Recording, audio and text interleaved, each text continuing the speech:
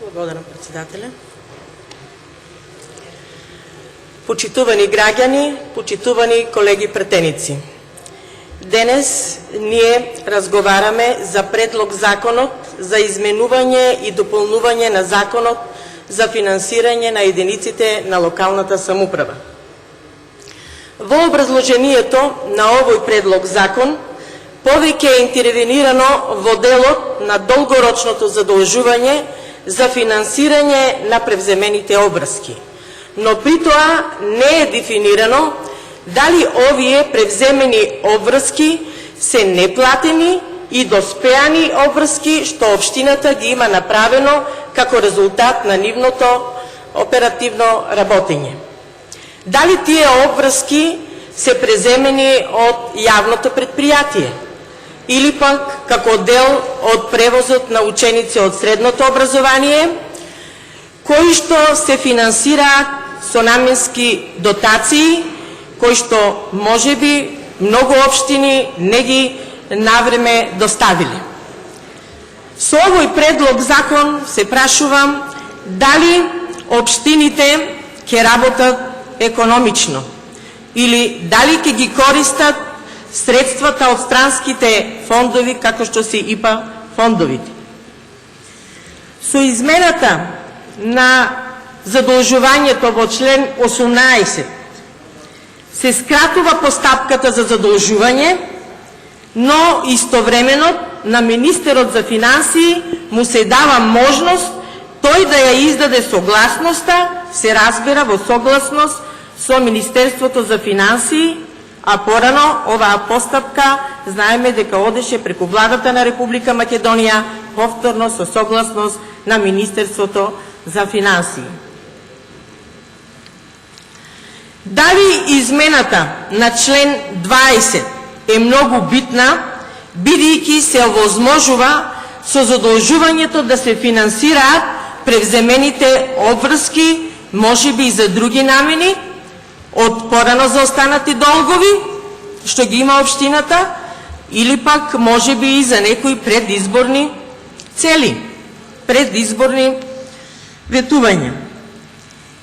Имајќи го при тоа бројот на градоначалниците од ВМРО ДПМН, колку транспарентно ќе се работи по овие долгорочни задолжувања, останува да видиме понатаму. И дали општините кои што финансиски стојат добро со својот општински буџет, треба да го направат чекорот да долгорочно се задолжуват. Еве, јас би сакала целосно да верувам во мојата општина дека нема долгорочно да се задолжи, бидејќи општина Радовиш, од која што доаѓам општина, има солиден буџет, бидејќи општина Радовиш ја има привилегијата, која што е реткост, да користи финансиски средства по основ на концесија од рудникот Бучим. Еве само ќе ги спомнам финансиските средства од последните 2 години, нема да се враќам многу назад. За 2014 година во буџетот на општина Радовиш се слеале финансиски средства од 64 милиони денари. За 2015 година до денес 56 милиони денари, имајќи во предвид дека тековната година се уште не е завршена. Вкупниот буџет на општина Радовиш за 2015 година изнесува 605 милиони 720.284 денари.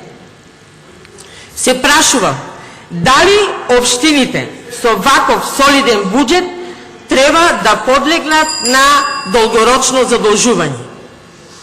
Општината Радовиш со ваков стабилен буџет мислам дека не треба да се долгорочно задолжува.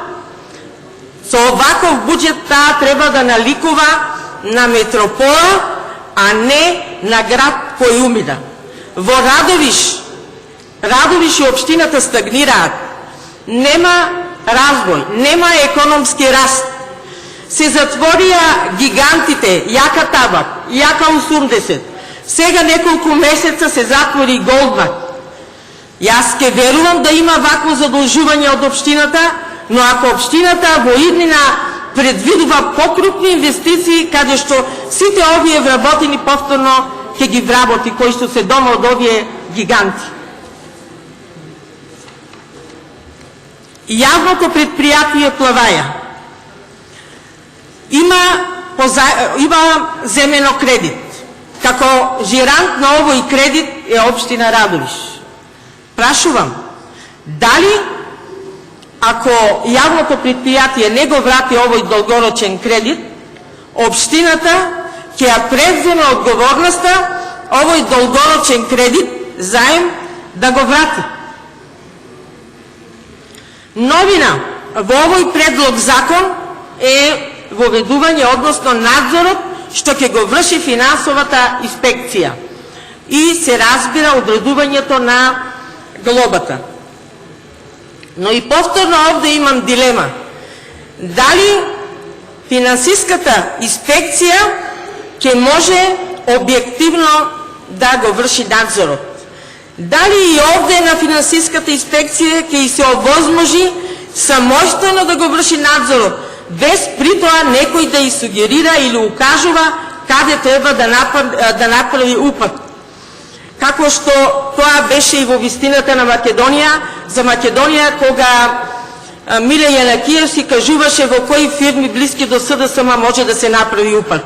И сега да не ни се случи на финансовата инспекција да и се укаже да направи упат во Струмица, Куманово или во Центар. Благодарам. Благодарам.